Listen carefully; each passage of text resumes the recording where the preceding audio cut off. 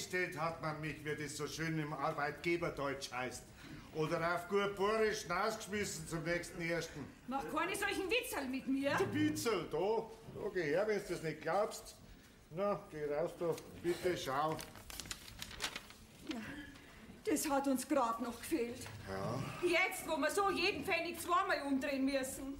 Das Auto, das läuft nur auf Raten. Die Bank möchte jeden Monat ihren Zins fürs Haus. Ja, und essen wollt ihr auch noch jeden Tag. Also ich weiß wirklich nicht mehr, wie das noch umgehen soll. Ja, mein Gott, ich kann mir jetzt deswegen auch nicht an Speichern aufhängen, nicht?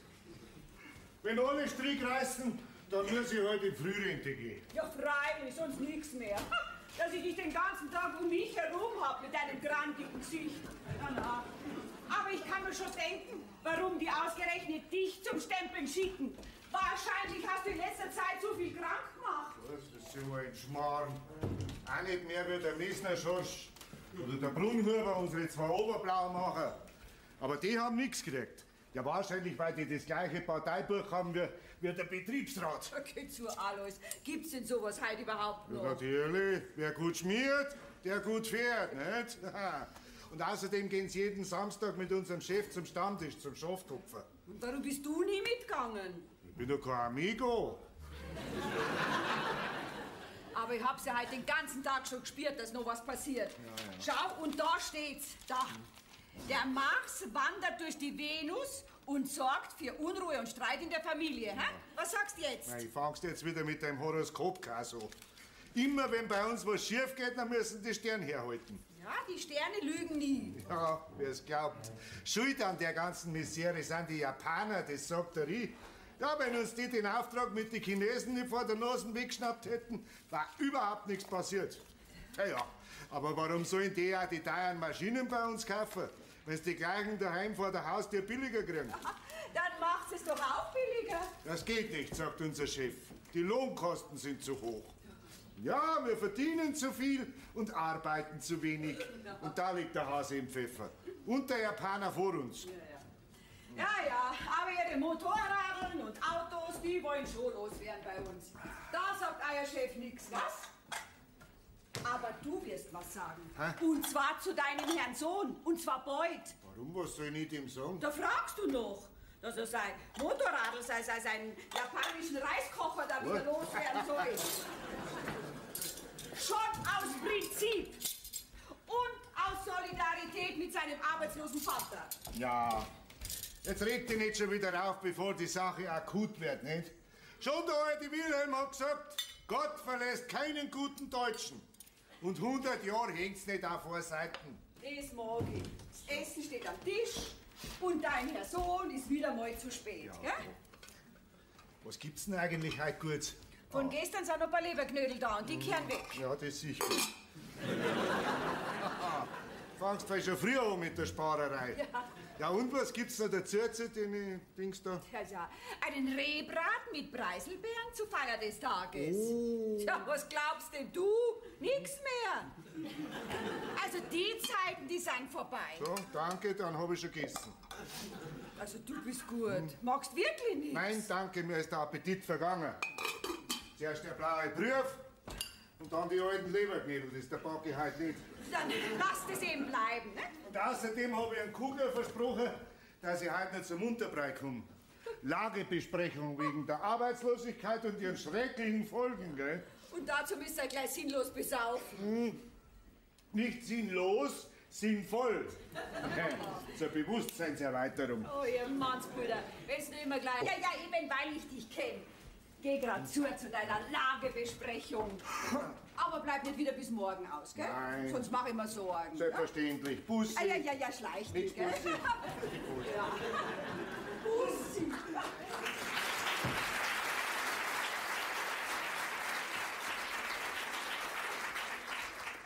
Was mache ich jetzt mit meinen Leberknödeln?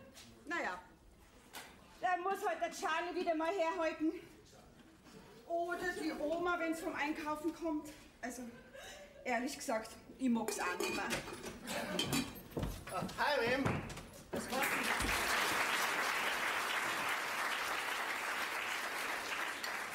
Was heißt der Hi, Ma'am?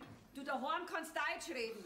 Wir sind ja nicht in Texas. Aber ist wieder mal dicke Luft im Hause, Brunner.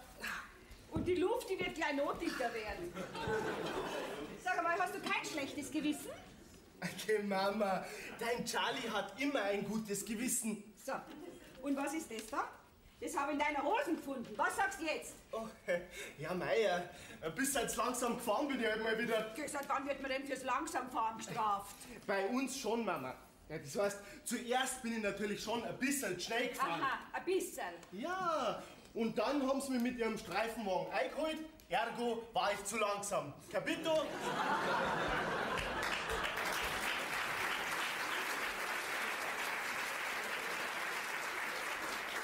Das Geschichte ganz recht, gell? Aber bitte ja nicht ein, dass ich dir die Strafe zahle. Ab sofort ist der Geldhahn bei uns zudraht. Was soll das heißen? Dein Vater wird ein Opfer der Rezession. Wieso Rezession? Arbeitslos wird er heute. Hä? Ergo wird's mit deinem Taschengeld auch ausbeißen. Was? Ergo gibt's auch keine Spritztouren mehr mit deinem Motorradl. Kapiert? Oh, Mama, hättest mir das nicht schon in dabei bringen können. Sei doch nicht so grausam zu deinem Charlie. Lass mich nur ausreden. Kosten vielleicht diese jungen Feature, die da hinten drum hocken, wie die Klammer offen, mit ihren kurzen Reckern, dass man aufschaut bis zum Nabel, kosten die vielleicht nix? Mama, du wirst mir's zwar jetzt nicht glauben, aber die kosten mich keinen Pfennig. Ja, weißt, die sind nämlich heutzutage so emanzipiert, dass schon beleidigt sind, wenn man sie zu einer Spritztour einlädt und sie das Benzin nicht zahlen dürfen. Du verzeihst mir nix.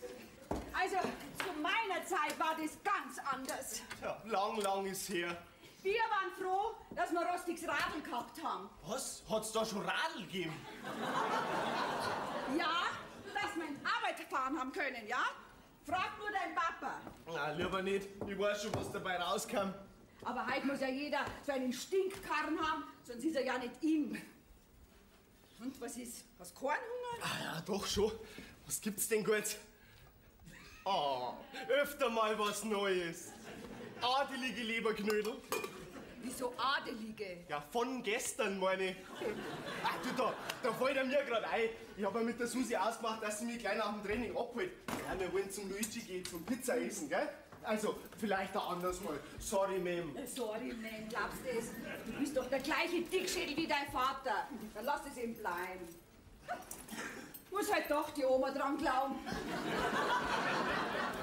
So, das hätten wir wieder einmal geschafft. Das scheint so jetzt, ich verziehe mich gleich. Also, Luigi schmeißt den Ofen an. Der Charlie hat nämlich einen Mordsbock auf Pizza. Ja!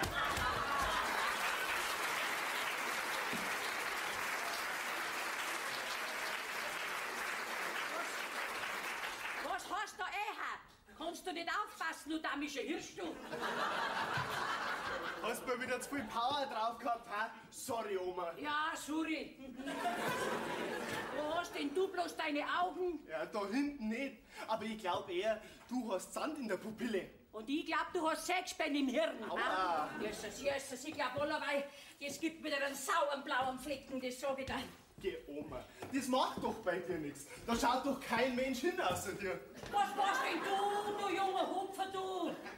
Merkt ihr das? Auch auf einem Dürrenastel sitzt manchmal noch ein kleines Vogel und singt.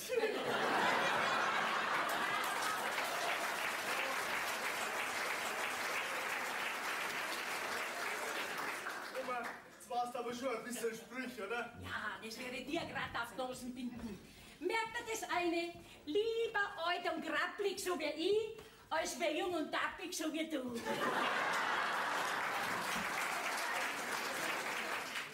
Ist meine Tochter nicht da? Mama, ja, da ist sie schon, aber gut aufgelegt ist nicht. Das glaube ich schon. Bei so einer Nervensäge wie du bist. Oh, merci, Oma. Und? Hast du das wieder recht geärgert? Geh, Oma, sowas tue doch ich nicht. Du kennst mich doch. Ja, eben drum. Nein, sie hat nur erfahren, dass unser Ernährer arbeitslos geworden ist. Was? Der Alois, arbeitslos? Schau, was sag ich. Tja, jetzt sind wir bald alle pleite. Ja, wieso? Bist denn du auch schon wieder abbrennt? Ja, wie ein Streichholz, Oma. Oh mei, Bub, merkt ihr das? Reich werden tut man nicht von dem Geld, was man verdient, sondern von dem, was man nicht ausgibt. Ja, genau, das hat schon der Henry Ford gesagt. Ja, und der hat recht gehabt. Wie viel brauchst du denn? Also, wenn du mich so direkt fragst, ein blauer war nicht schlecht. Bist denn narrisch, bist denn narrisch? Meinen letzten habe ich heute für die Miss Marple-Romane ausgegeben. Und das sollst wissen, dass eine deutsche Rentnerin kurz vorm ersten keine großen Sprünge mehr machen kann. Weidel sei Dank.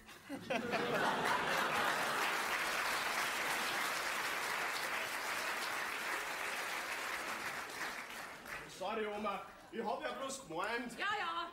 Und probieren kann man's, gell? Also, dreh dich um. Wieso? Möchtest du da herin jetzt vielleicht einen Striptease machen? Da red jetzt so blöd daher.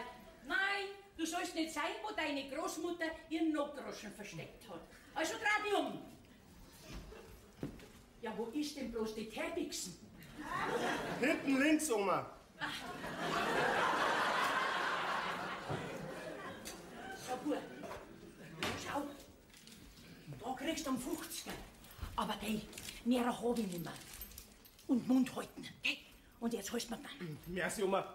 Ich werde schweigen wie ein ganzer Friedhof. Ja, deine spricht kenne ich schon. Weißt du was? Dafür darfst du mal mit meinem Motorrad mitfahren, gell? Oh, lieber nicht. Ich möchte schon lieber in meinem Bett sterben, als wie im Straßengraben. Hey, Ma'am, komm raus. Die Grufte Oma ist vom Einkaufen zurück. Ja, gib mir gleich eine Grufte, Oma, gell? Sag doch gleich Komposte, Oma. Und häng mir's Verfalldatum um den Hals rum, dann weiß ich wenigstens, wie ich dran bin, gell? Omelein, so warst du doch nicht gemeint. Aber gesagt hast du's. Na, Grufte, Oma. Na. Also zu meiner Zeit, da hat's solch eine Sprich gar nicht gegeben. Da hat man halt zu so einer alten Schachtel wie ich bin, hat man alte Rutschen gesagt, gell? Aber Grufte, Oma, nein, das ist schon ein bisschen hart. Okay, heute wärst du schon als Umweltverschmutzer angeschaut, wenn du mit 70 Jahren noch auf der Welt bist.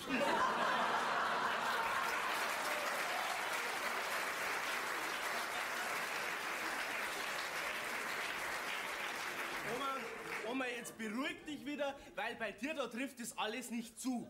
Du bist nämlich recycelbar. Du hast das aber genau beieinander, gell, du? Hab's denn schon wieder? Jetzt war Streit, Hansel. Ne? Okay, Oma, haben wir gestritten? Einfach her. Der kriegt höchstens einmal ein paar hinter seine Läffen, gell? Na, sag einmal, wie war's denn in der Stadt? Ja, mein Gott, frag mich nicht. Ich sag euch, ich bin immer heilfroh, wenn ich wieder heimkomme, gell? Oma, die Knädel, die sind für... Gut, sind's gut. Aber ich sag euch, die vielen Leute, die da umeinander rennen. Man glaubt schon, dass gar keiner mehr in die Arbeit geht, gell? Weil sie umeinander durch die Gegend sausen. Mein Gott, hoffentlich habe ich auch das Richtige mit heimgebracht. Gib mir einmal meine Taschen her. Da, Oma. Mei, heute wird's euch wundern. Ja, da bin ich aber schon gespannt. Los, mach schon auf, komm. Ja. Herrgott, ich tat's ja. Wenn das Klumpen, so ein Sauklumpen, das ist doch noch nie so blöd aufgegangen. Was ist Soll denn? ich ein Beißzahn holen, Oma? Na, da macht man die Taschen ja kaputt. Ah, jetzt hat's geknackelt. Riechst du was? Na, ich riech nix. Was sollen wir denn riechen, Oma? Ja, den Käse, wo ich eingekauft hab. Am Viktualienmarkt hab ich einen Limburger Käse gekauft. Fürs heutige Nachtessen. Mein Gott, den wäre ich doch nicht liegen haben lassen. Mein Gott hat einmal stinken. Den wirst du hoffentlich nicht in meine neue Spitzenunterwäsche gewickelt haben. Also zum Zutrauen war's da. Das war nicht das Schlimmste. Wenn du es ein paar Mal angehabt hast, dann verliert sich der Geruch von selber.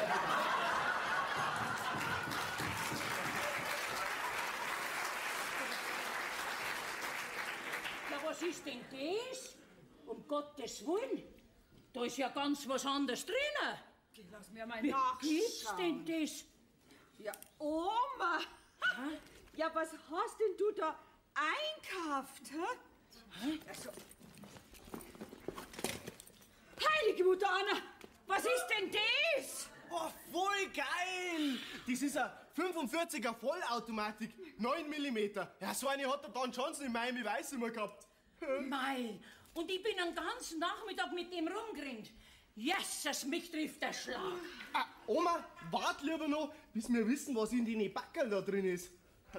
Also nach Limburger schaut ja das nicht gerade aus. Boah, das ist ja Geld. viel Geld. Das sind amerikanische Dollar. Ich glaube, mein Hamster pfeift. Ich glaub, der meine auch.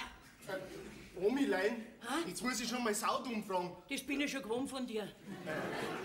Hast du so zwischendurch vielleicht eine Bank überfallen? Charlie, was redest du denn da für einen Schmarrn zusammen? Die Oma ist doch keine Bankräuberin. Ja, praktisch nicht, aber theoretisch. Ja, da sind noch die ganzen Beweise. Da schau, ein Notizbuch, Handschuhe, eine dunkle Sonnenbrille, ein falscher Bart, ja, und dann der Ballermann. Ja, und dann die ganze Kohle. Ja, oder wer kann die sonst in die Taschen rein? Oder hat er die vielleicht irgendjemand aus Versehen reingesteckt? Red doch nicht so blöd daher. Nein, ich weiß von nix. Ja, das glauben wir da schon. Aber ja, dann gibt's bloß eine Möglichkeit. Du bist mit der verkehrten Tasche heimgekommen. Aber woher denn? Ich bin doch nicht deppert. Ja, das wäre ja nicht das erste Mal. Ha? Ich mein, dass du was verwechselt hast. Denk nur an den Hut, der da um 3 Nummern zu groß war. Oder an den Regenschirm, den Ja, ich weiß schon. Einmal deppert, immer deppert, gell? Das wolltest du doch sagen. Aber gut, dass du Ruhe gibst. Bitte, schauen wir die Taschen da noch mal an. Ja, das stimmt. Was? Ja, das stimmt ja. Schau, meine Taschen hat doch da auch noch einen Reißverschluss gehabt. Ja, mir legst du mal. Ja, wie gibt's denn sowas auch? Was hab ich gesagt? Bringt dir eine Taschen heim, die dir gar nicht gehört? Und mit dem Inhalt? Na, bravo. Also, mir reiht ja bloß, was ich alles eingekauft hab.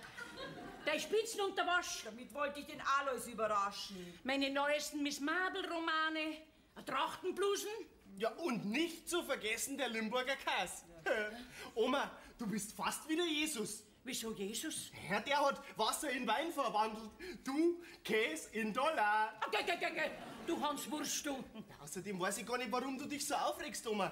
Du hast doch da jetzt eine tolle Rentenaufbesserung. Das glaubst aber bloß du, gell?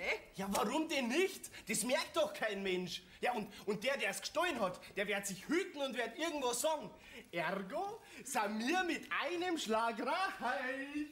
Das ist doch eine einmalige Gelegenheit. Charlie, gib sofort das Geld wieder her. So geht es nicht. Okay, Mama, sei doch nicht so spießig. Nein. Schau, ich kann's notwendig brauchen. Und das merkt doch kein Mensch. Au. Glaubst du, die will mich wegen dir einsperren lassen? Es gibt sowieso noch eine Mordsramassuri wegen der blöden Taschen. Wird schon noch sehen. Das dicke Ende kommt erst noch. Also, ich weiß ganz gewiss, dass ich in der S-Bahn meine Tasche und da war's wahrscheinlich noch meine Taschen rechts neben mir hingestellt hab. Ja, wer war denn noch im Abteil? Kannst du dich nicht mehr erinnern? Das weiß ich nicht. Ich war ja froh, dass ich überhaupt einen Sitzplatz gekriegt hab. Haben wir schon. Hast wieder mal geschlafen, gell? Ja, und dann hat's einen Rucker gemacht, der Zug hat gehalten. Ich hab nicht geschaut, hab meine Taschen gepackt und bin hinaus zum Tempe. Das hast du jetzt von deiner Hudlerei. Mein Gott, ich kann auch nichts dafür, dass ich alt wär. Ja, ist schon. Mein Gott, du. Ja, was macht man denn jetzt mit dem ganzen Klump da, ha? Mein Gott, zur Polizei gehen und sagen, wie das passiert ist. Na, Oma, das darf ich auf keinen Fall machen. Die glauben dir die Story nie. Da bist du schneller im Polizeicomputer drin, als du bist 13. Charlie! Ja, der Charlie hat schon recht. Na. Mit der Polizei möchte ich gar nichts zu tun haben. Die sollen sie ihre Gangster selber suchen.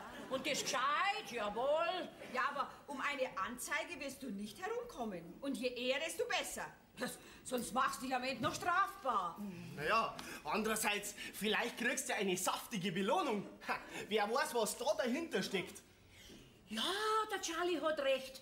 Ich hab ja sowieso keinen Pfennig mehr, gell, in der... Mama! Oma, Mein Geldbeutel, mein Ausweis, meine Schlüssel, alles beim Teufel. Weißt du, was du bist? Nein, sag's lieber nicht, sonst bist du am Ende noch beleidigt. Jetzt weiß doch der Gangster, wer seine Taschen hat. Ja, und was das heißt, das kannst du wohl denken. ja, auf einmal steht ein fein gekleideter Herr an der Tür, hat einen Ballermann in der Tasche und fragt nach einer gewissen Frau Staudinger. Oma, in deiner Haut möchte ich jetzt nicht stecken. Charlie, halt doch jetzt einmal dein Goschen. Da, Das ist er schon. Nein, mach doch der Oma nicht noch mehr Angst, wie es eh schon hat. Hab ich was von Angst gesagt, ha? Aber wenn jetzt der Charlie doch recht hat, ha? Ja, aber wenn nur der Alois da wäre. Aber der ist ja nie da, wenn man braucht. Mein Gott, seid ihr Schisser? Hi, Charlie. Hi, Mauser.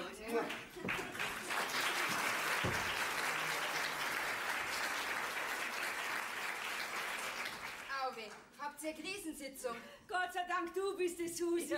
Wieso? Haben Sie einen Bundeskanzler erwartet? Nein, einen anderen Gangster.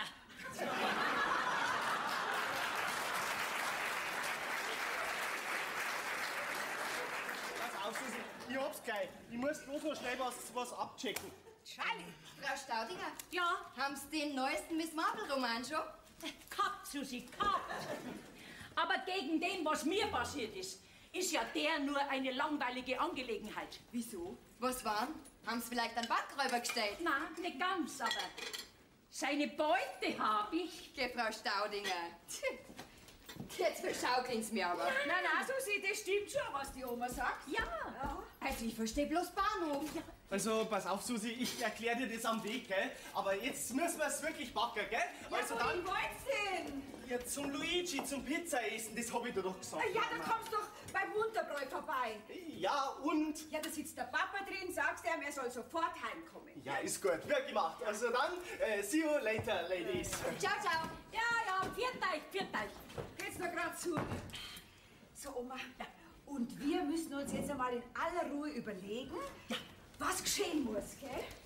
Ja, und geschehen muss was. Und zwar bald. Also ich brauche zuerst einmal einen Cognac. Und das bald. Ach, so ist recht. Fangst jetzt zum Saufen auch noch an. aber nur einen, gell? Ja. Denk an deinen Blutdruck. Ah, was heißt Blutdruck? Ist doch wurscht, an was ich stirb.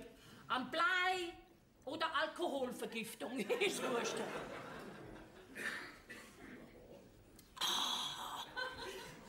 Schenk mir noch einen, komm. Auf einer Backe sitzt man schlecht, gell? Aber das ist jetzt wirklich der letzte. Ja. Was war jetzt das?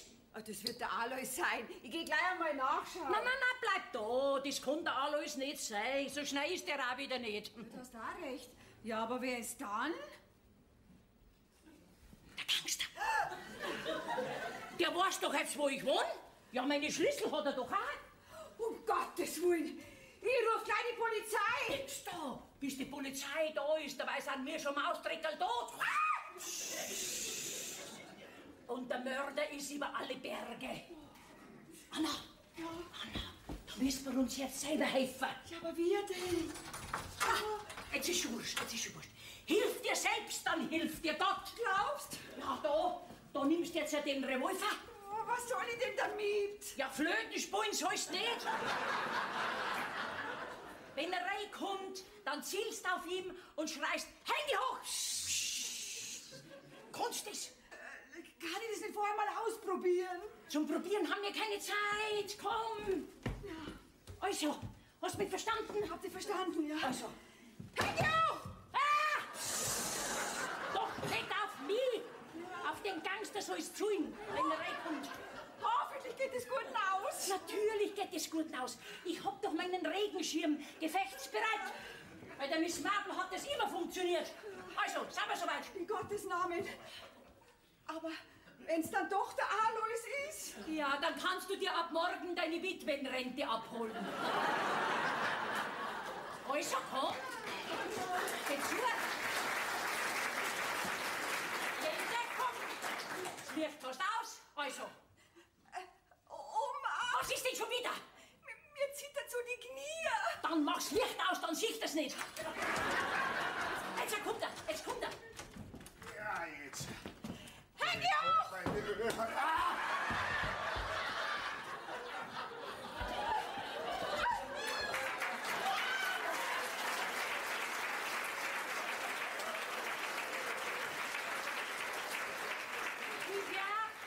Ja, jetzt hab ich meinen Schwiegersohn erschlagen.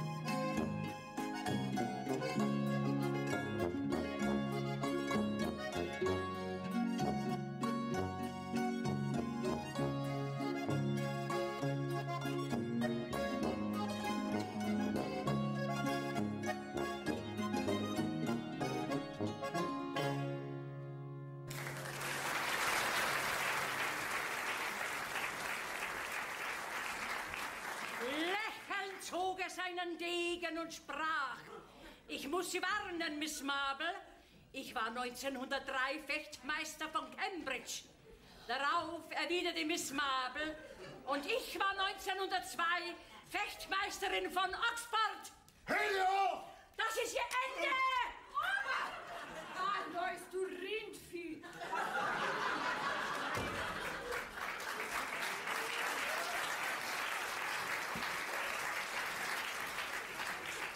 Ich hab glaubt, der Gangster bedroht die Oma. Ach was, ich wollte halt auch mal Bankräuber spielen, nicht? Dass ihr Mannsbrüder nie erwachsen werdet. Ja, und du, Oma, was ziehst denn du wieder für eine Schau ab? Ich hab doch gerade da einen Mörder gestellt und da kommt der Spieler, der Teufel da daher. No. Es ist ja nur ein Glück, dass das kein echter Degen war, gell? Ich glaub, der Schlag gestern mit meinem Regenschirm hat dir nicht gut getan. Tusche!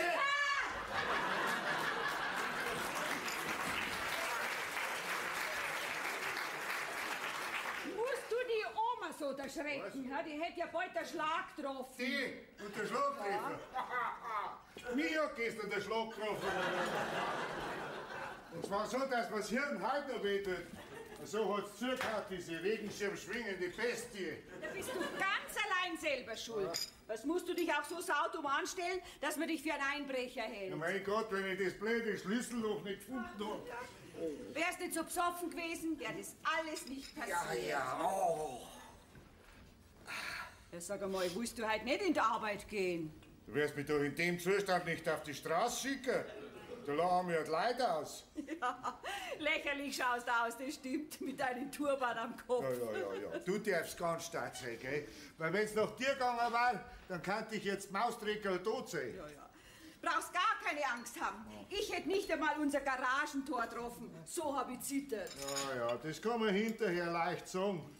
Aber allein, dass du auf mich gezielt hast, gibt zu denken. Hör nur gerade mal der Jammern auf und sei froh, dass nicht mehr passiert ist. Nein, Gell? das gibt zu denken, sag ich dir.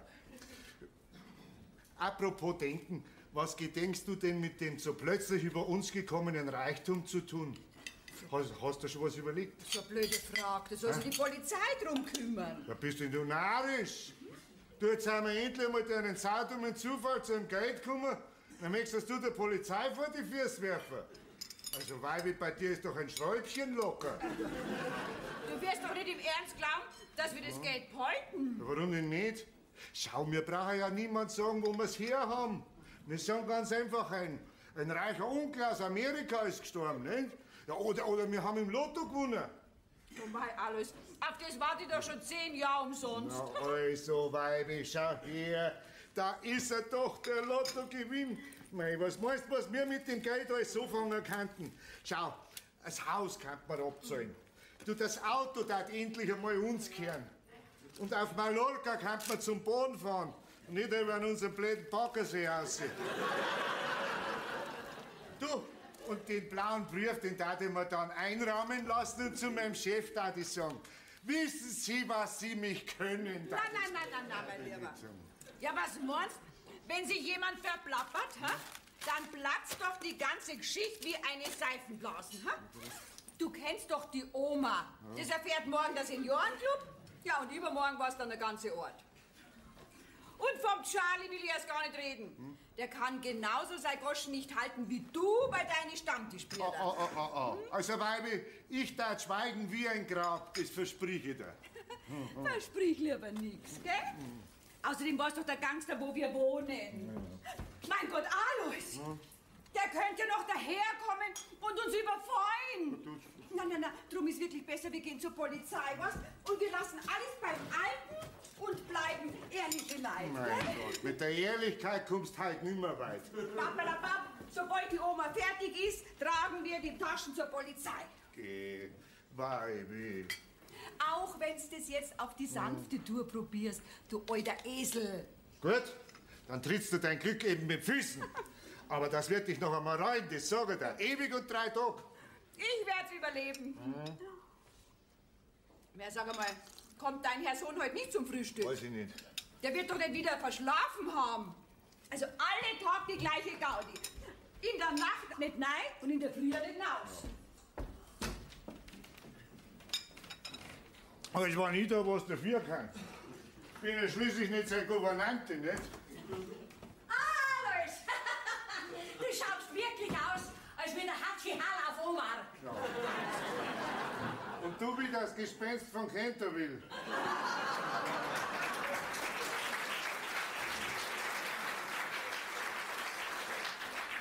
Außerdem ist es nur deine Schuld. Wieso? Ja, da haarscharf am Hirn vorbei. Ja, sofern man eines hat, gell? Mein Alois, komm, spiel doch nicht gleich einen Invaliden. Ja. Edle Teile habe ich ja nicht getroffen, wie man scheint. Du, war schon jemand heute auf der Polizei? Nein, das überlassen wir ganz unserer Miss Marple, bitte sehr. Ja, du, oh, lieber nicht, das kann ich dir sagen. Wo ist denn da noch hin? Die haut gerade den Charlie aus dem Bett. Ja, schlaft der immer noch? Charlie? Mei, ich glaub, das Blaumachen liegt bei euch in der Familie, ha? Hallo, bei mir ist das was anderes, gell? Ich glaube, ich habe eine leichte Gehirnerschütterung. Jawohl, mit Gedächtnisschwund. Ja, den hast du immer schon gehabt. Und was das Hirn anbelangt, wo nichts ist, kann man auch nichts erschüttern. Gell, Alice? Au! Bist du narrisch? Also da hört sich doch alles auf. Der Hutzbub war doch heute Nacht gar nicht daheim. Ja, das sind ja ganz neue Manieren. Ja, das ist dein Herr Sohn, gell? Der darf es ja erlauben. Ja, immer wenn er was angestellt hat, dann ist er mein Sohn. Aber es wird ihm doch nichts passiert sein. Aber woher denn? Der kommt schon wieder. Mein Gott, na, der wird heute auswärts geschlafen haben. Junge Leute finden schnell einmal ein Bett, wo sie reinschlupfen können. Oh, Fraule, der soll gefälligst daheim schlafen, der junge Hupfer. Ich gehe ja schließlich auch heim, nicht? Ja.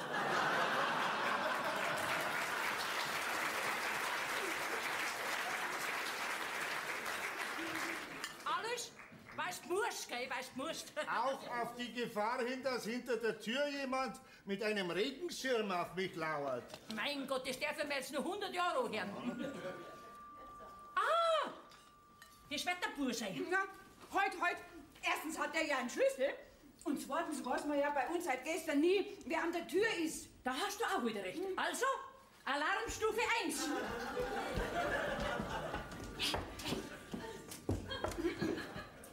Wer ist denn draußen? Ich bin's, die Susi. Ach, Entwarnung. Tatsächlich die Susi. Guten Morgen, beieinander. Ja, guten Morgen. Sie, sagen Sie mal, wo bleibt denn eigentlich der Charlie? Ich stelle so seit einer halben Stunde an der Kreuzung und wer nicht kommt, ist er. Ja, da war's freilich umsonst. Du, der ist ja seit gestern noch gar nicht daheim gewesen. Hat er vielleicht heute Nacht bei dir geschlafen? Bei mir geschlafen? Na, so weit sind wir noch nicht. Das möchte ich aber auch hoffen, gell? Ah, da wird's ja grad dich um Erlaubnis fragen. Aber ihr wart doch gestern beim Italiener, oder nicht? Ja, zuerst schon, danke. Aber dann ist er mit dem Burschi, mit dem Jimmy und mit dem James nach München gefahren. Da haben sie mich aber nicht brauchen können. Ja, wieso denn nicht? Ja, sie wollten ein Fass aufmachen oder so ähnlich. Mehr weiß ich leider auch nicht. Also ich muss schon sagen, die Geschichte gefällt mir gar nicht. Bei mir schon lange nicht. Wo hat denn der überhaupt das Geld her? Wo er sonst nie einen Knopf in der Tasche hat. Also beim Luigi, da hat er mit einem 50er gezahlt. Was? So, mit einem 50er. Ja, wie kommt denn der zu dem Geld, wo er doch abbrennt war, wie ein Strohhaufen? Oma! Hast du vielleicht wieder mal den barmherzigen Samariter gespult? Hä? Ja, von mir hat er den 50er, ich gib's zu. Ich hab dir doch schon 100-mal gesagt, du sollst dem Burm kein Geld geben. Der wird ja bloß leichtsinnig. Ja, genau. Gib's lieber mir.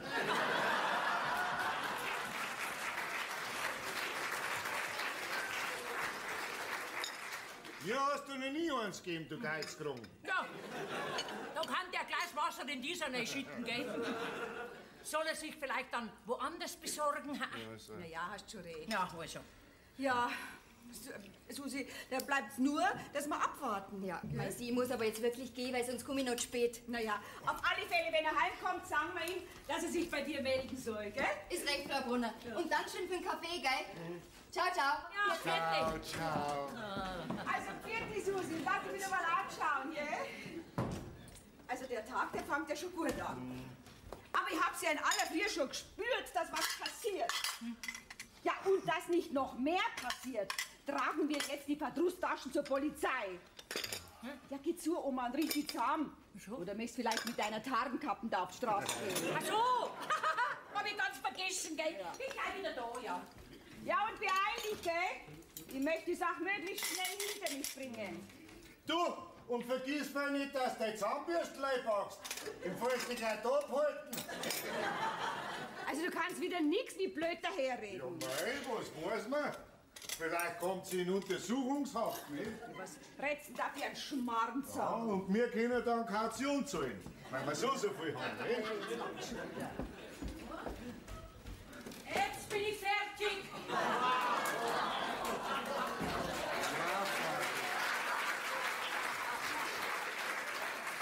Ja, was hast du denn da auf? Gell, da schaust.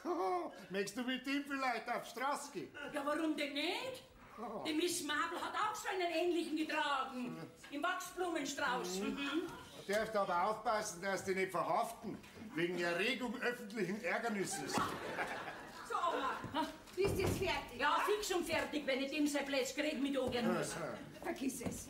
Sollte in der Zwischenzeit der Charlie heimkommen, der kann sich gleich aber Watschen gefasst machen. Ja, das überlasse ich großzügigerweise dir. Und wenn der läutet, dann sagst du, es ist niemand daheim. Gut. Hast mich verstanden? Ja, hast das ja laut nur gesagt. Ja, So, Oma, dann backen wir's. packen wir's gut. Oh, Es ist niemand daheim.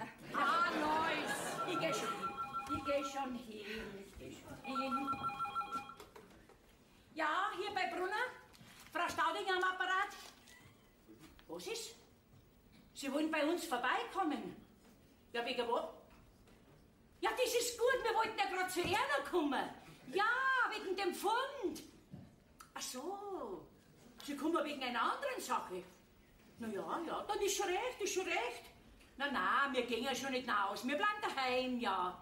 Geht einer gut? Ja, was ist? Wer war's? Das war die Grippo. Die Grippo? Ja, Sie kommen in einer ganz wichtigen Angelegenheit. So, dann vierte Gott, du schöner Traum vom großen Geld. Geh, Alois. Ja, aber woher wissen die das schon? Das weiß ich nicht. Ich weiß nur, dass wir uns jetzt wieder ausziehen können und warten können. Also die Kriminalpolizei. Also ganz wohl ist man bei der Geschichte jetzt nimmer. Ja, schuld ist nur die Oma, das weißt du schon. Ja, wenn die blöde Taschen nicht vertauscht hätte, dann darf man jetzt nicht drin sitzen in dem Schlamassel. Jetzt kannst du mal deinen kriminalistischen Instinkt walten lassen. Ja, immer ich, gell, immer ich. Einen Deppen müsst ihr ja haben in der Familie, nicht? Aber gut. Dann werde ich diesen Fall, sofern es einer ist, den werde ich in die Hand nehmen. Da könnt ihr euch drauf verlassen. Ja, jetzt hört's doch endlich auf mit eurer ewigen Streiterei. Sie ist ja nicht mehr zum Anhören. Na ja, halt weg, wenn's dir nicht passt. Wer ist jetzt das wieder? Geh, alles, schau mal nach. Was? Ja, Immer wenn's brenzlig wird, dann muss ich herhalten. Keine Angst, Alois, ich bin bei dir, geh nicht zu. Da geh her, da hast du eine Waffe. und? Siehst was? Ja, ich seh schwarz. Ich hab dir doch mit meinem Schirm nicht auf die Augen geschlagen. Na Gott sei Dank! Polizeimarke! Dein Freund! Und Helfer. Ja, bitteschön! Na endlich, was dauert denn das lang? Hände hoch, an die Wand! Johnny! Ich meine, Herr Süßbauer, ich leite die Ermittlungen, haben wir gesagt. Also, drehen Sie sich bitte schön wieder um. Ja, und die Hände runter. Ja, also, Sie, gnädige Frau, Sie schauen mir ganz so aus, als ob man vernünftig mit Ihnen reden könnte. Ja, das kann schon sein. Aber um was handelt sich denn das Ganze? Ja, das ist ganz einfach erklärt. Wir wollen nur wissen, wo die Tasche ist. Ja, was denn für eine Tasche? Können Sie sich überhaupt ausweisen? Wer sind denn Sie? Ach so, ja, entschuldigen Sie bitte. Rosa Roth, mein Name. Kriminaloberhauptkommissarin vom LKA. Und das hier mein Kollege Süßbauer.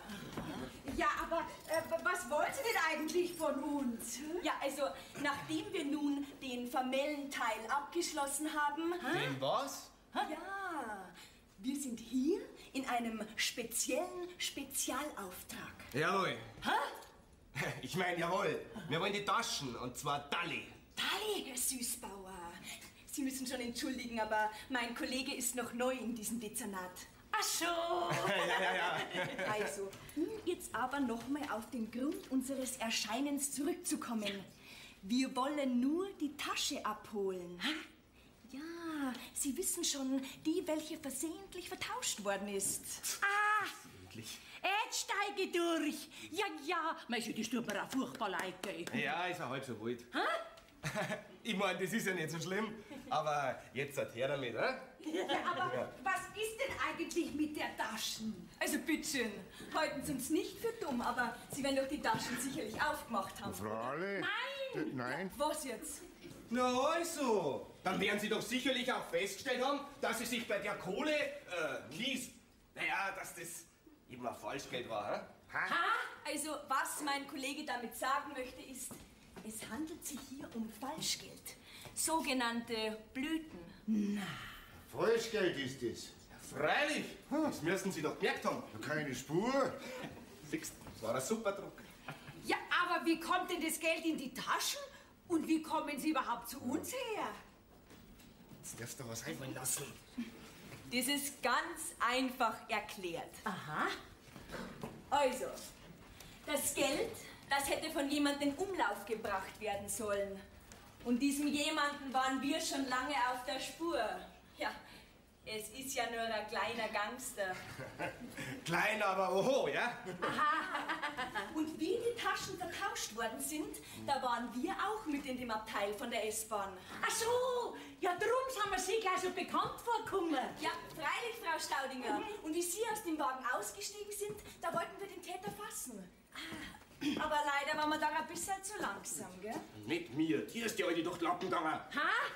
Der Herr Süßbauer meint, dass wir Ihnen da noch nachwollten. Aber Sie waren leider so schnell in der Menge verschwunden, dass Sie sowohl den Gangster als auch Sie verloren haben. Ja, also dann hat also der Gangster meine Tasche. Ja, leider.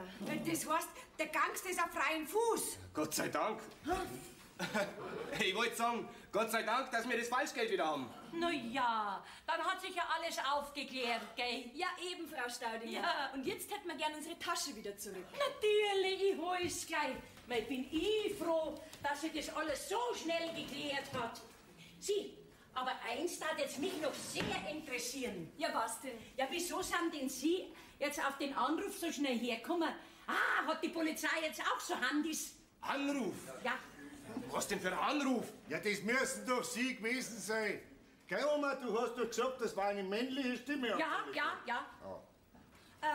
Ach so, ja, das waren sicherlich die Kollegen vom BKA. Ja, das ist aber nett von denen, dass die uns voranmelden. Ja. Aber jetzt geben Sie uns doch bitte in die Taschen. Ja, freilich. Ja, da sind ja Ihre Kollegen. Kollegen? Ja, und in Uniform. Ach, die wollen zu uns? Was? Uniformierte? Scheiße. Schade, dass mir da gerade einfällt, dass wir noch eine ganz wichtige Vernehmung haben. Ja, jetzt geben Sie bitte in die Tasche. Ja, wollen Sie nicht auf die Kollegen warten? Nein, jetzt pressiert es uns wirklich. Also, wir melden uns dann wieder. Was? Ja, wegen der Vernehmung und so. Ach so, ja, wegen Vernehmung und so, gell? Also, wiedersehen. Falschgeld? Na so. Und Sachen gibt's, gell? Die gibt's gar nicht. Naja, jedenfalls ist die Geschichte jetzt erledigt. Na, ich weiß nicht so recht, ob es nicht doch besser gewesen wäre, wir hätten einen Polizeischutz verlangt. Wieso Polizeischutz? Ja, schließlich war es doch der Gangster, wo wir wohnen. Ja, und wenn der seine Taschen zurückhaben will, ja, ich mein, der weiß ja nicht, dass wir die schon der Polizei gegeben haben. Okay, das ist doch ganz einfach. Da hängen wir ein Schild vor die Haustür und schreiben drauf, lieber Gangster, Tasche bei Polizei. Alois. Nein, aber die Anna hat schon recht. Es war wirklich nicht schlecht, wenn uns die einen Streifenwagen vorbeischicken hätten. Wieso? Ja, der dann vor dem Haus so auf und ab fährt, weißt du schon, wie man es in die Filme immer sieht. Ja. Also bei der Miss Marple hätte sowas nie gegeben. Herrschaftszeiten, wir sind nicht in einem Film und auch nicht bei der Miss Marple. Das ist die Wirklichkeit. Und ich habe einfach Angst. Und der Bub ist auch noch nicht da. Wer ist jetzt das wieder? Die vielleicht vom BKA? Ja, oder der Charlie. Ja, oder die Susi. Oder der Papst? sagen, der Herr der Schöpfung, da soll er mal nachschauen, dann wissen wir's. Freilich, der Herr, der ja immer ich. Immer ich. Und wer ist? Unser Hausdetektivin hat wieder recht gehabt. Es ist wieder die Polizei. Na, ganz umsonst Angst gehabt. Das wird der Polizeischutz sein. Die haben halt gesehen, was du für Angst hast, gell? Ach, bitteschön. Grüß Gott, beieinander. Habe gerne.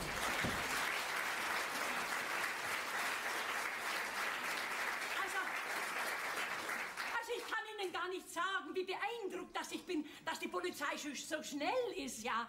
Und wir sind hoch erfreut, dass Sie uns einen Polizeischutz geben. Aber wie gesagt, Ihre Kollegen vom LKA, die waren da schon da. Und wenn dann nur bitte, wenn ich Sie was frage, ja? Ja. Darf ich mich setzen? Ja, freilich, bitteschön. Okay. Also wie gesagt, Ihre Kollegen vom LKA... Ranftinger. Jawohl, Herr Kommissar. Ein Stuhl. Stuhl. Ach so, ja, freilich. Hätten Sie vielleicht einen Küchenstuhl oder sowas Ähnliches für den Herrn Kommissar? Was? Ja, wissen's. Er hat nämlich einen Hexenschuss. Kein Hexenschuss. Ranftinger, das ist kein Hexenschuss, sondern eine Blockade meiner Iliosakralgelenke. Ilio, was? Iliosakral. Das ist Latein und heißt so viel wie Beckenschaufel, Kreuz bei Nervenblockade. Was? Beckenschaufel? Ja, was nicht alles gibt, gell? Eigentlich wäre er krank geschwommen, aber mei, er kann's halt einfach nicht lassen, gell? Ranftinger. Was? Ach so, freilich. Ein Stuhl, bitte. Ja, bring ich sofort. Aber möglichst hart, wenn ich bitten dürft, ja? Ja, also wie gesagt, gell, Ihre Kollegen vom LKA, die waren nämlich alle schon da. Jetzt und warten Sie halt, bis ich sitze. So, Herr Kommissar. Hoffentlich ist er hart genug. Jetzt. Na komm.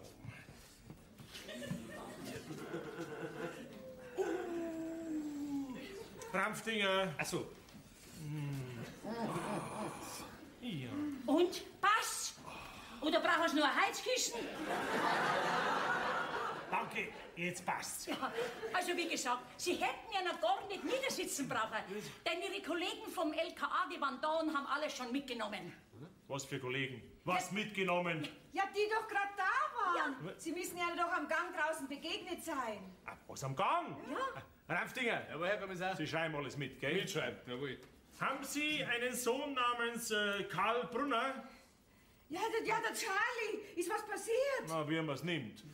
Hat er vielleicht was angestellt? Moment, fragen du ja immer noch ich, gell? Ah, dann sind Sie anscheinend der Vater von diesem Karl, genannt Charlie. Ja, freilich. Das heißt, ich hoff's wenigstens.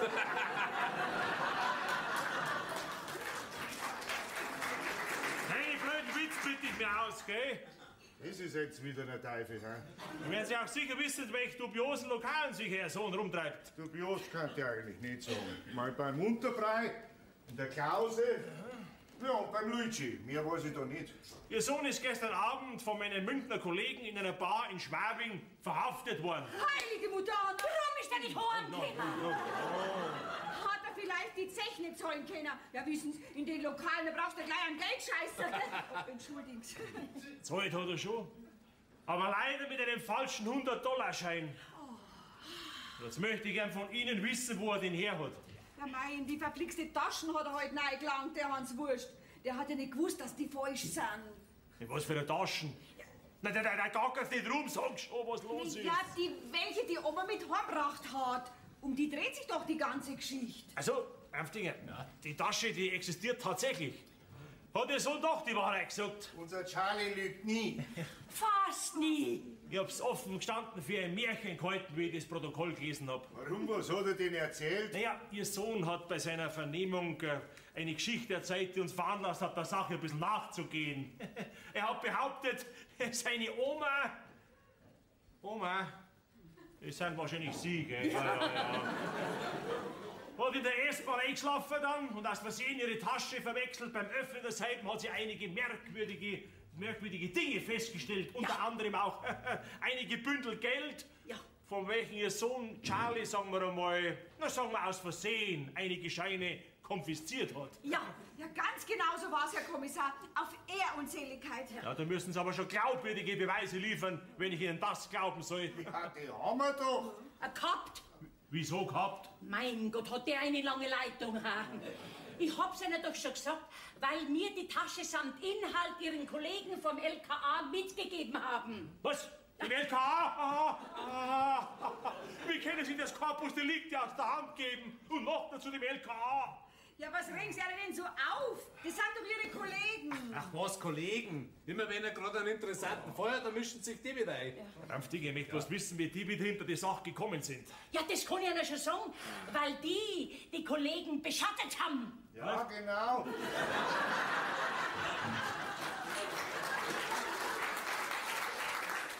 Sie haben nämlich gesagt, dass Sie schon lange hinter denen her sind, Ja, gell? die ganze- Aber leider waren Sie Ihnen auch diesmal wieder entfleucht.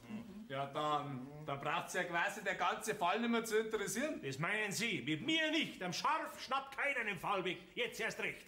Wie haben Sie gesagt, haben die geheißen? Ja, das war einmal die Hauptkommissarin Rosarot. Rosarot. Rosarot. Und wie hat jetzt der Herr geheißen? Süßbauer. Ja, genau, Johnny Süßbauer. Ja. Johnny Süßbauer. Ramftinger, haben Sie das? Süßbauer, jawohl, Herr Kommissar. Oma. Na, was ist denn? Entschuldigung. Oma, frag Sie mal wegen dem Polizeischutz. Ja, Herr Kommissar, wir hätten da noch eine Frage. Und die wäre? Ja, ob Sie uns vielleicht nicht Polizeischutz geben könnten, gell? Na, gegen es halt um meinen Fuß rum. Für was wollen Sie Polizeischutz? Ja, weil doch jetzt die Gangster meine Tasche haben. Was, das ist richtig, ja. Ja, und das LKA hat doch jetzt die Tasche von den Gangster. Ja, das ist wahrscheinlich auch richtig, aber jetzt weiß ich immer noch nicht, warum Sie Polizeischutz haben wollen. Ja, wegen die Gangster halt, weil wir Angst haben, dass die herkommen und sich ihre Taschen holen wollen. Ja, weil unsere Oma sämtliche Papiere in ihrer Tasche gehabt hat. Ja, das darf dann heißen, Ja, dass die Gangster wissen, wo sie wohnen. Gott sei Dank, jetzt hat's geschnackt.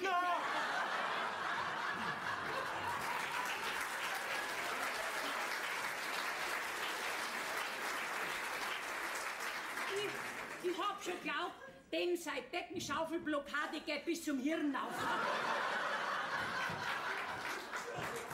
Na gut, werde mal schauen, was ich bei meinen Kollegen für Sie tun kann. Ja, und was ist mit unserem Charlie? Da werde ich heute bei meinen Münchner Kollegen für einen Sohn ein gutes Wort einlegen müssen. Dankeschön, Herr Kommissar, dankeschön. Der kann's brauchen. Also, Ramftinger, Jawohl, da werden wir uns mit den Kollegen vom LKA auseinandersetzen, gell? jawohl. Wir werden jetzt zerlegen. So, jawohl. Und wenn wir wissen, ob wir weiter an dem Fall dranbleiben, dann werden wir wiederkommen, gell? Ja. Na, kommen's doch, kommen's. So. Alles dann, auf Wiederschauen. Herr Gotteros.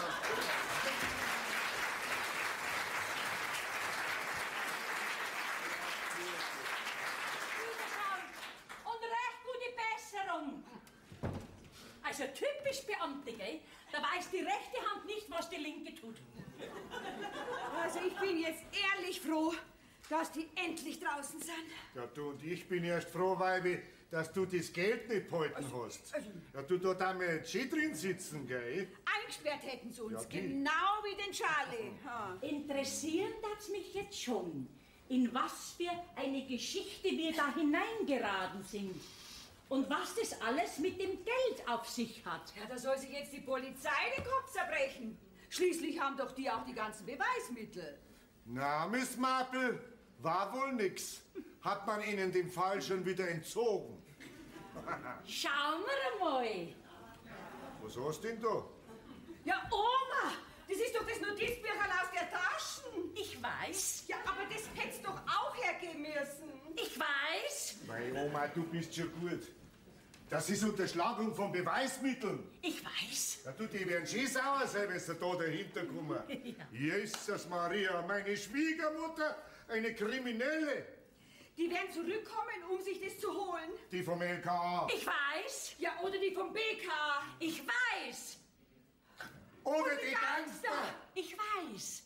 Es bleibt nur die Frage, wer zuerst kommt.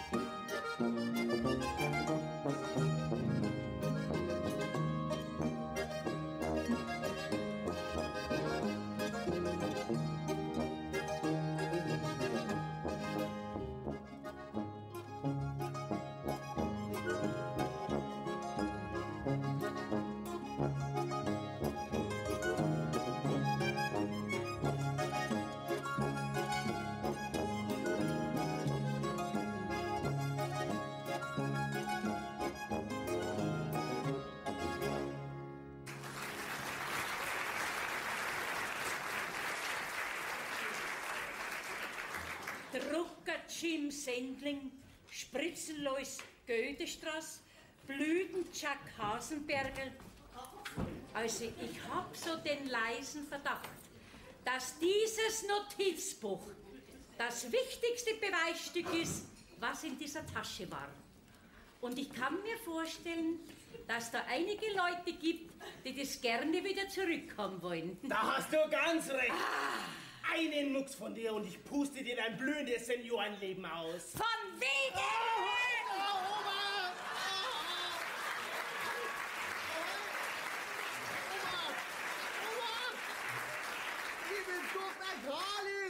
Ja, da verreck! Mein krimineller Enkel! Mein Gott, du, das hätte jetzt saubläden ausgehen können! Mein Gott! Du, mit deiner Oma ist nicht zu spaßen, das merkst du. Ja, das hab ich gemerkt. Oh, ich hab schon mal mein letztes Stündlein angeschlagen. Geh, sei doch nicht so wehleidig. Ich bin ja noch gnädig mit dir umgegangen. Gnädig? Ja, danke, du. Aber es war echt super von dir. Hätte ich gar nicht gedacht, dass du nur so einen Drive drauf hast. Ja, aber sag einmal, wo sind meine Ernährer? Die werden gleich kommen. Oder bist vielleicht so scharf drauf auf eine Moralpredigt? Hm? Ja, Oma, irgendwann muss jeder mal seine Sünden abbitten. Du hast ja direkt Mumm in die Knochen, das bin ich gar nicht gewohnt von dir. Okay, Oma, du kennst mich doch. Angst ist für mich doch ein Fremdwort. So. Alois, Anna, euer missratener Sohn ist da. Oma, du bleibst aber schon da, oder? Natürlich. Mein furchtloser Ritter, gell? Danke, Oma. Ah, da ist er ja. Unser Al Capone für Arme.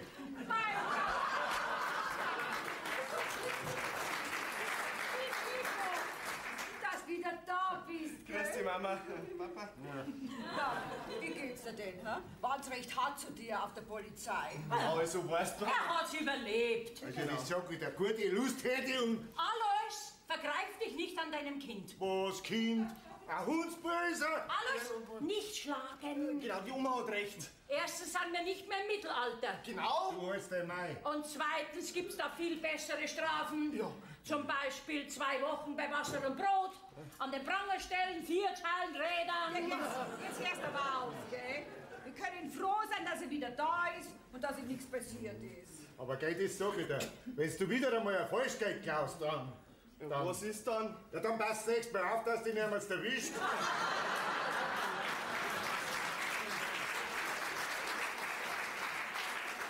Also. Ja, und jetzt geh her da, Hundsbur. Gott sei Dank, das wäre überstanden. Gott sei Dank, Dad. Ich hab echt schon gemeint, du machst ernst. Ernst? Ja, und unterziehst mich einer fürchterlichen Prügelstrafe. Naja, diesmal lasse ich nach Gnade vor Recht ergehen. Oh, danke schön, Vater. Aber das nächste Mal schmiere ich da eine, dass du die 12 Apostel für eine Räuberbande anschaust, gell? Jetzt gib nur grad wieder Ruhe, Alois. Jawohl, eine Ruhe. Ich muss nämlich denken. Um Gottes Willen, die Oma denkt, bringt's auch in Sicherheit. Kann mir jemand diese Nervensäge von einem Schwiegersohn aus die Augen schaffen? Oh mein Bruder, du wirst doch sicher einen Hunger haben, hä? Ja, ein bisschen was kann ich schon vertragen. Bring dir gleich was. Ja. Ein paar Leberknädel hätten wir noch. Geht schon wieder. Und, was war bei euch los? Waren die Bullen schon da? Ja, Freilich. Ich war schon 2 Mal. Was? 2 Mal, Ja, gell? ja. Zuerst waren die vom LKA da und haben die vertauschte Taschen abgeholt, nicht? Und dann sind die vom BKA gekommen. Was, BKA? Die haben uns dann von deiner Heldentat erzählt. Du und Gerhard haben sie die, weil ihnen die vom LKA nicht gewusst haben. Da ist er bei euch zugegangen wie ein Daumenschlag, gell? Das musst du laut sagen. Ja, und was war jetzt eigentlich bei dir? Ja, mei. Wir waren in seiner Bar in München und ich wollte halt dann mit dem $100-Schein zahlen. Der Ober hat gesagt, er kann den nicht wechseln. Und ja, dann ist er verschwunden. Kommt aber gleich wieder, hat er gesagt. Und dann? Ich habe ja gesagt, er ist in der Nebentür verschwunden und bis ich geschaut habe, war die Polizei schon da. Au weh. Ja. Dann haben sie mich in ein Auto rein, haben sie mich aufs Revier gefahren. Stellt euch vor, 2 Stunden lang bin ich da verhört worden. Naja, und dann haben sie gesagt, sie müssen meine Aussage noch überprüfen und so lang bleib ich in Gewahrsam. So ist dazu gekommen, dass ich die ganze Nacht hinter schwedischen Gardinen verbracht habe. So, Bursch, schau, da ist jetzt deine Brotzeit. Gut. So, lass das recht gut schmecken. Danke, Mama.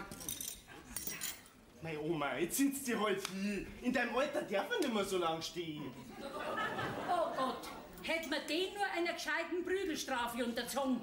Und am besten aufs Maul auf. Weißt du, die Oma muss nämlich nachdenken, wie sie den Fall am besten lösen kann.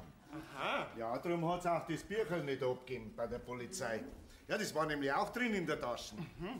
Sag einmal, bist du dir schon im Klaren darüber, dass du uns alle ins Gefängnis bringen kannst? Wegen Unterschlagung von Beweismitteln? Ich weiß. Hast du das gehört? Jetzt fangen sie mit dem wieder an. Also Oma, der Alois hat schon recht. Am besten wär's, wir bringen das Bücherl zur Polizei und dann ist der Fall ein für alle Mal für uns erledigt. Jetzt passt mal auf. Ihr kriminalistischen Blinkgänger. No. Habt denn ihr überhaupt eine Ahnung, was das für ein Buch ist? Woher sollen jetzt wir das wissen? Du hast doch deine Nase an der Hand drin. Genau. Und wisst ihr, was ich auf diese Weise festgestellt habe? Ja, was? Ja, dass es sich bei diesem Buch... Um die Telefonnummern vom Napoleon und seine Mätressen handelt. Naja, so weit seid ihr gar nicht daneben. Ja, es handelt sich um Adressen und Telefonnummern, aber natürlich nicht von einem Napoleon, sondern von einem Druckerteam, Spritzenlois, Blütenjack. Ist jetzt 10 gefallen? Oder soll ich euch noch ein paar Namen vorlesen?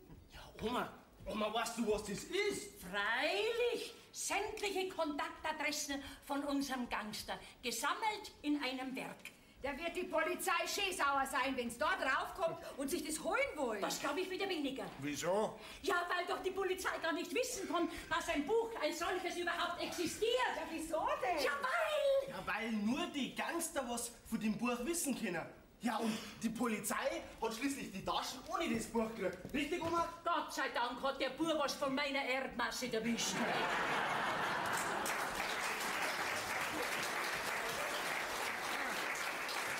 So, und wenn aber die vom LKA jetzt zurückkommen und nach dem Bücherl fragen?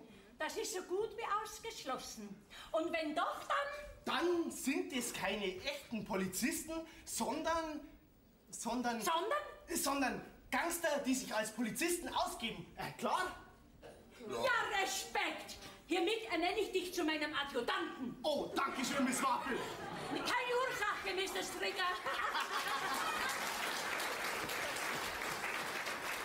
Jetzt hört's einmal auf mit dem Schmarrn da. Möchtest du vielleicht damit sagen, dass die Gangster wiederkommen und das Bücherl abholen wollen? Ja, ganz sicher sogar. Na, sauber. Um Gottes Willen, die werden uns alle umbringen. Das wollen wir dann doch nicht hoffen. Ja, wenn's aber doch kommen. Ja, dann werden wir Ihnen einen gebührenden Empfang bereiten. Jawohl, das machen wir. Ha, voll kultig. Jawohl. Als allererstens müssen wir jetzt dann... Na, was ist denn mit euch? Seid so keine solche Angst haben? Beruhig dich. Ja, also reißt euch zusammen. Die Oma hat recht. Wir brauchen jetzt einen Abwehrplan für den Fall, dass die da reinkommen und handgreiflich werden. Sehr richtig, sehr richtig. Wir müssen uns da herinnen so verteilen, dass wir sie überrumpeln können und gefechtsunfähig machen können. Ganz einfach. Ganz einfach. Ja, ganz einfach. Ja, aber woher wissen wir denn, wer der Gangster ist? Das ist ganz einfach. Verdächtig ist jeder, aber der Erste, der da zur Türe kommt und nach diesem Notizbuch fragt... Das ist der Gangster. Und wird unschädlich gemacht. Ja. Ganz einfach. Ganz einfach. Naja, also wenn ihr mordet, dann packen wir's. Ja, wir müssen uns jetzt auf alle Fälle bewaffnen. Aufrüsten müssen wir uns. Alles, was 2 Hände hat, sucht nach geeigneten Waffen. Jawohl, Mama. Oma, komm, Mama. Was in Gottes Namen? Was hast du gesagt? Aufrüsten. Aufrüsten. Jawohl. So, und ich werde jetzt, wenn die Gangster da reinkommen, dann werde ich sie bis da vorlocken, bis daher. Und dann muss er da stehen, er muss da stehen und ich stehe da. So raus hin.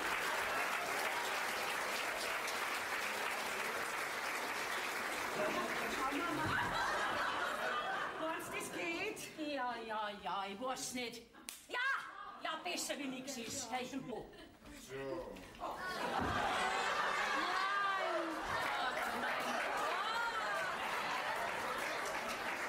Ich bin gerüstet.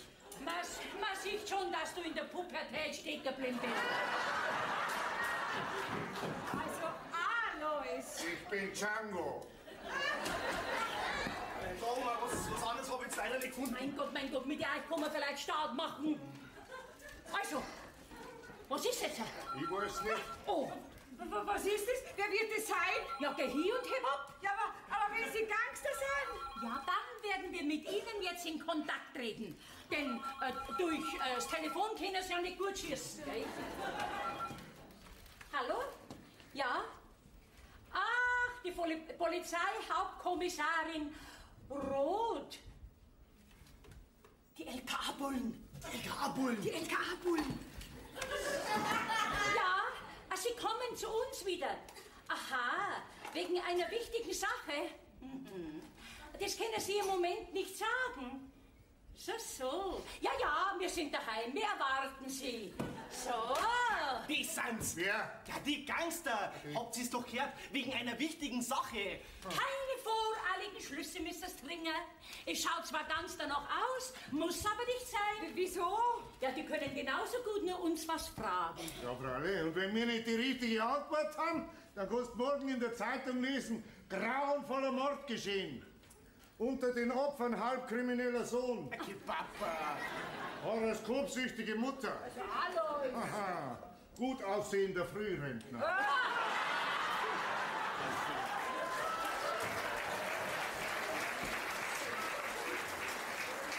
Gut aussehen, dass ich nicht lach. Und verkalte Großmutter. Jetzt langt's aber, gell? Denk drüber nach, was wir machen, wenn die wirklich jetzt daherkommen. Das überlasse ich dir, Baby. Was? Was schon wieder? Ja. Wir könnten das wieder sein. Das werden wir gleich haben. Ja, hier bei Brunner, Frau Staudinger am Apparat. Ah, Sie sind's, Herr Hauptkommissar Scharf. Der BKA-Bulle. BKA-Bulle. Ja, Sie kommen wegen einer wichtigen Sache. So. Und das können Sie uns im Moment nicht sagen. Aha. Ja, kommen Sie nur. Wir erwarten Sie. Ja, für den gut. Das war jetzt Nummer 2. Na gut, dass die auch kommen. Dann können es die anderen gleich verhaften. Sofern das nicht selber die Gangster sind. Ja, wieso? Ja, weil doch die auch wegen einer wichtigen Sache kommen. Es kann also leicht sein, dass die das Notizbuch holen wollen und nicht die anderen vom LKA. Richtig, Oma? Respekt, du bist wirklich mein Enkel. Ja, das heißt ja dann, dass wir keinen trauen können und dass jeder von denen ein Verbrecher sein könnte. Ja, ich hab's euch doch schon gesagt. Denn nur der Erste, der da zur Türe kommt und nach diesem Notizbuch fragt, ist der Gangster.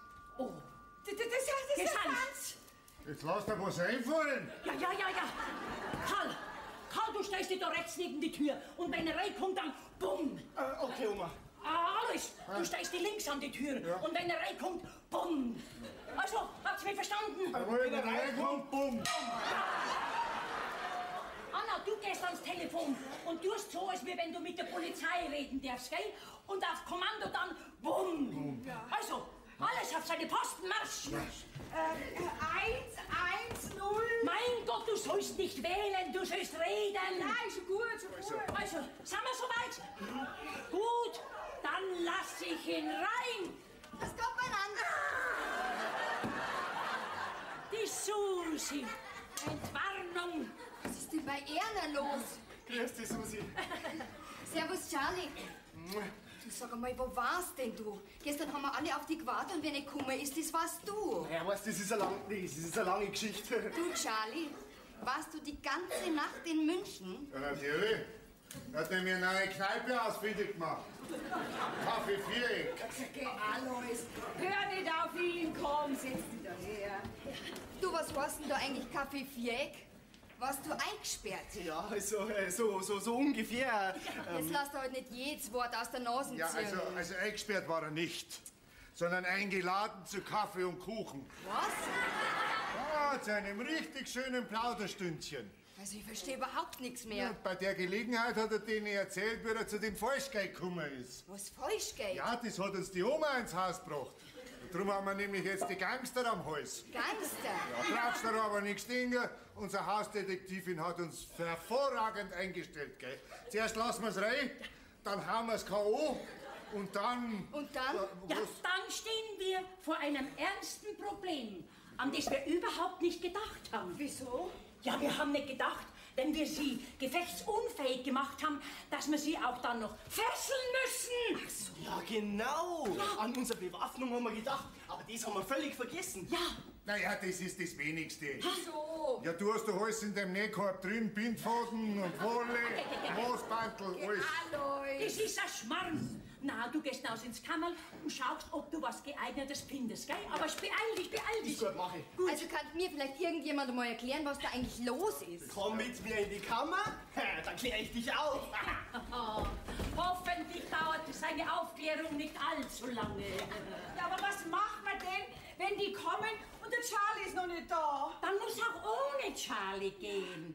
Alles, wir müssen den Plan noch mal genau überdenken. Alles, du stehst... Da hinten am Kastel und wenn er kommt, bumm. Genau. Und du? Ich bin am Telefon und tu so, als ob ich mit der Polizei verbunden wäre. Und auf Kommando, bumm. Und ich übernehme an Charlie seine Rolle. Und auf Kommando, bumm. Ja, aber was ist das Kommando? Hä? Ja, ich mein, wann wissen wir denn, wann wir zuschlagen Wir sollen? mit unserem kriminalistischen Instinkt, wir werden den richtigen Zeitpunkt schon herausfinden. Nein. Die Anna hat schon recht. Nein, wir müssen ein Zeichen ausmachen, auf das hin wir zu gleicher Zeit alle losschlagen. Am besten ist ein sogenanntes Codewort. Pfui, Oma. Da war Pfui, Oma. Eine Parole hat's gemeint. Und da war am besten Angriff. Nein, das ist ein Blödsinn. Es darf nicht so was Auffälliges sein. Nein. Es muss vielleicht Fensterrahmen. Oder Tischdecke. Oder Essiggurke. Essiggurke, mein Lieber, da ist einmal Angriff noch literarisch. Essiggurke. Das sind's. Ja, und wir noch keine Parole. Jetzt schauen wir sauber aus. Was macht man denn jetzt? Ja, alles genau nach Plan. Alles auf seine Posten. Und ganz ruhig und unauffällig verhalten. Uns reden überlass gefälligst mir, gell? Ja, aber was ist die Parole? Essiggurken natürlich. Haben wir soweit? Haben wir's. Dann lass ich sie rein. Ach, die Herrschaften vom LKA. Da war auch Zeit, Oma. Oma! Ja, dann gib ich gleich Oma, gell? Sie, weil ich nur um ein paar Jahre älter bin als wir Sie, brauchen Sie zu mir lang nicht Oma sagen. Sie Staatsgelder verschwendende Fehlinvestition. Wie meinten die das, ha? Jetzt sei halt mal Start. Entschuldigen Sie bitte vielmals die Störung. Das macht nichts, wir haben schon gewartet dafür. Wie meinen Sie denn? Ja, wir meinen, weil Sie sich doch telefonisch schon angemeldet haben. Ach so, ja, richtig. Ja. Nun, um es kurz zu machen, da wäre noch eine Sache, die zu klären wäre. So. Und was denn vielleicht, hä? Ja, das ist jetzt nicht so einfach zu erklären. Ja, aber wenn Sie sich niedersetzen, vielleicht regt sich's dann leichter. Anna, dein Telefonat. Was? Ach so, ja. Ich habe den Polizeipräsidenten in der Leitung. Der kommt nämlich heute noch zu uns, zum Schafkopf. Das ist deine Frau. Ja, und deine Tochter. Ja, einen Augenblick, Herr Polizeipräsident. Gleich komme ich wieder, gell? Ja. Sie wollen sich nicht niedersetzen? Nein, danke, wir haben wirklich keine Zeit. Komm, legen wir's doch um. Jetzt wartet nur ein bisschen. Ja. Oder wollen Sie vielleicht ein bisschen Brotzeit? Nein, danke. Schauen Sie, so ein schönes Schweiners oder ein Pressack. Essiggurken. Schon. Ah! Mein Gott. Anna, dein Polizeipräsident. Ja. Entschuldigen Sie vielmals. Oh, darf ich vorstellen, das ist jetzt mein Enkel, der bayerische Bruce Lee. Karademeister. Scheiße. Was denn? Das sind die Herrschaften vom LKA. Ah. Ja, um jetzt aber nochmal auf den Zweck unseres Erscheinens zurückzukommen. Komm, legen wir's doch um. Nix da, das geht auch ohne Gewalt. Das sind jetzt Ihre Kollegen. Kollegen. Mist, hier ist ein Hund liegt. So, ja, bitte das war doch schön. allerseits. Ja, grüß Gott, Herr Kommissar. Hauptkommissar, so viel Zeit muss sein. Ja, so, mal, wie geht's denn Ihrer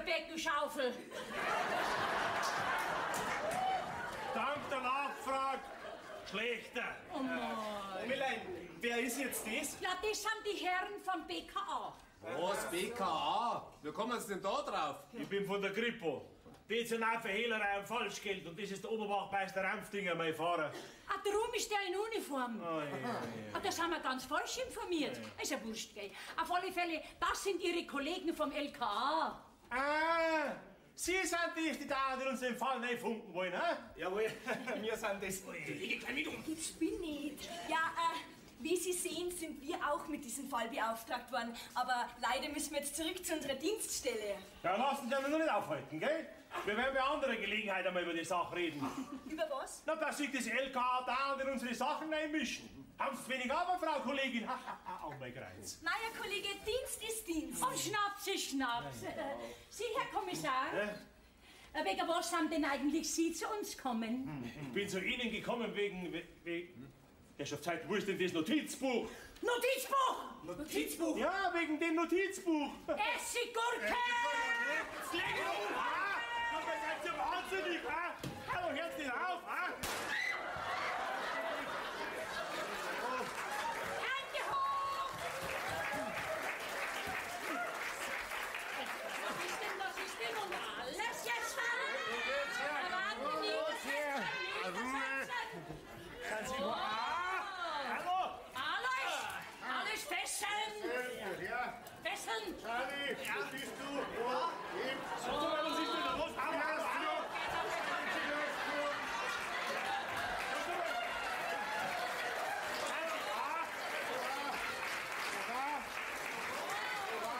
Ja, was ist denn? Seien Sie wahnsinnig geworden, ha? Das ist Widerstand gegen die Staatsgewalt. Also das meine ich auch. Eine Frechheit ist das. Ja. Jetzt Johnny, mach halt was. Ruhe! Du wirst jetzt erst einmal ruhig stellen, verstehst du, das Gauner? Ich gebe keinen Gauner. Ich bin von der Kripo. Jawohl. Ja, und ich bin vom LKA. Und ich bei der AOK. Hören Sie nicht auf ihn. Der Haken muss ihn scheinbar ein bisschen zugesetzt haben. Nein, ich meine, ich bin... Wer hier was und wer ist, das wird sich jetzt rausstellen. Ruhe! Wieso denn? Jetzt hören Sie mal. Und Sie auch ruhig, gell? Oma, soll ich für Ruhe sorgen? Also, ich meine, das ist doch was. Wollten Sie was sagen? Nein, ich bin ja schon stark. Bitte, Oma. Also, nachdem wir jetzt alle so nett und friedlich beisammen sind, Nett und friedlich. Oh, mein Kreuz. Brauchen Sie einen Stuhl, Herr Kommissar? Die Rampfdinger braucht keinen Stuhl. also, nachdem wir alle so nett und friedlich beisammen sind, Nett und friedlich beisammen, gefesselt. Das ist Freiheitsberaubung. Protestiere. Das werde ich melden bei Amnesty International. Ja, genau. Und ich protestiere im Namen der bayerischen Polizei. Ja. und Sie, möchten Sie auch protestieren? Nein, danke. Und Sie, brauchen vielleicht ein Kissen? Ja, Oma, ihr braucht doch kein Kissen.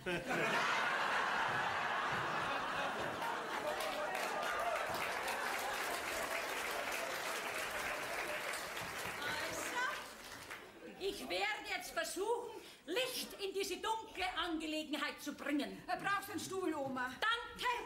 Ich möchte jetzt mit dem Verhör beginnen. Verhör? Jawohl, Verhör. Ich werde jetzt herausfinden, Mit unserer Hilfe? ja, mit eurer Hilfe, wer von Ihnen hier falsch spielt. Und irgendjemand in diesem Raum spielt falsch und gibt sich für den aus, den er gar nicht ist, sondern ganz im Gegenteil. Wir sind von der Polizei. Ja, wir auch. Ja, sind Sie auch von der Polizei? Ja, leider. Und Sie? Ja, leidenschaftlicher Kollege. Oh, ich auch. Also Sie können sagen, was Sie wollen. Ich bin jedenfalls ganz anderer Ansicht. Susi, du schreibst alles auf, was die Herrschaften jetzt von sich geben. Da hinten ist ein Schreibzeug. Gern, Frau Findest Stadiger. schon. Also, jetzt passt einmal ganz genau auf, gell? Wie Sie alle wissen, habe ich gestern versehentlich meine Tasche vertauscht, als ich in der S-Bahn eingeschlafen bin. Ist soweit alles klar? Klar. Klar. Und ein jeder weiß auch den Inhalt dieser Tasche. Und? Was war denn da drin? Falschgeld. Doch. Ein falscher Bart? Und Sie? Eine Pistole. Kleines schwarzes Notizbuch. Ah, ein was? Ein kleines schwarzes Notizbuch. Scheiße. Ich hab ja gleich gesagt, umlegen etwas sollen, dann waren wir schon über alle Berge und alles war vorbei. Es ist auch so alles vorbei. Herr Kommissar, ich muss mich vielmals bei Ihnen entschuldigen, dass ich Sie und Ihren Gehilfen... Gehilfen? Ja, so unsanft behandelt habe, gell? Keine Ursache, aber... Schauen Sie, da ist ein zweites Beweisstück. Und diese beiden Gangster da dazu, gell? Ja, ich verstehe leider immer noch nichts. Mein Gott, da ist kein Wunder, dass die Polizei nichts rausfindet, gell? Wie wir doch alle jetzt gerade vernommen haben, hat dieser Johnny eben geäußert, dass in dieser Tasche ein Notizbuch war, oder? Nix hab ich, gar nix. Und ohne meinen Anwalt sag ich kein Ton mehr. Ah, er sagt nichts. Susi liest ihm vor. Schaf, Falschgeld. Rosa, ein falscher Bart. Rampfdinger, eine Pistole. Johnny, ein kleines schwarzes Notizbuch. Also, Herr Kommissar, also, ich mache Ihnen jetzt einen Vorschlag. So, und der wäre? Ja, Sie und Ihr Hilfs-Sheriff. Hilfs-Sheriff? Ja, Sie und Ihr Hilfs-Sheriff, Sie bringen jetzt diese beiden Gangster aufs Revier. Mein Enkel und die Susi begleiten Sie und werden dann Ihnen erklären...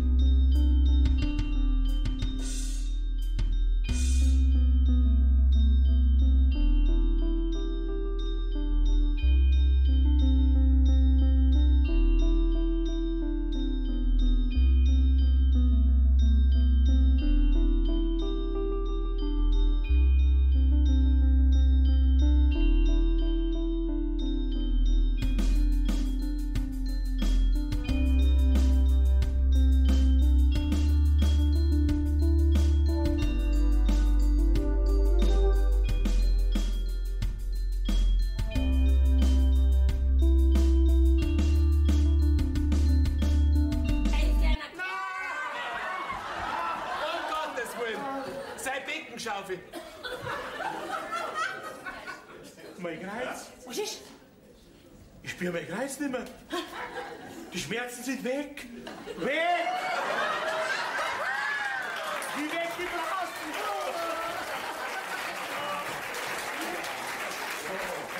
Sie haben anscheinend gerade die Blockade meiner Iliosakralgelenke aufgehoben. Das ist eine meiner leichtesten Übungen. Also dafür danke ich Ihnen ganz besonders, gell? Bittchen, gern geschehen. Rampfdinger, abführen, alle zwei! Hopp, gehen wir, Auf geht's! Hallo, was ist denn? Komm, Susi! Also Johnny, du bist wirklich das Allergrößte. Ach, ich sag's aber nicht. Ja, aber gleich gesagt, umlegen etwas sollen, alle wieder an. Na, schau, Digga. Nochmal vielen Dank für Ihre Mithilfe, gell? Bitteschön. Wiederschauen. Auf Wiederschauen. Herr Kommissar, Ja? jetzt brauchst du doch nicht mehr so hatschen. Ach so, ja. Kling up, mein Land!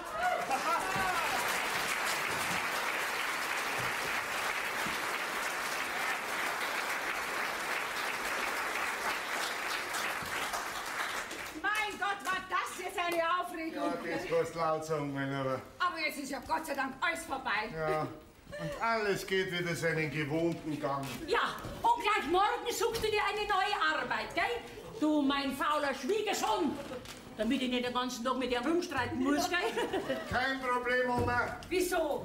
Hast du schon wieder was anderes in Aussicht? Selbstverständlich, ich mache mich selbstständig. Was? Du machst... Du brauchst gar nicht lachen, weil du wirst mein Kompagnon. Wie? Wieso? Ja, weil ich ein Detektivbüro aufmache. Und unser Werbeslogan wird lauten, wenn die Polizei auf Rätsel stößt. Die bayerische Miss Marple alles löst. So ist es.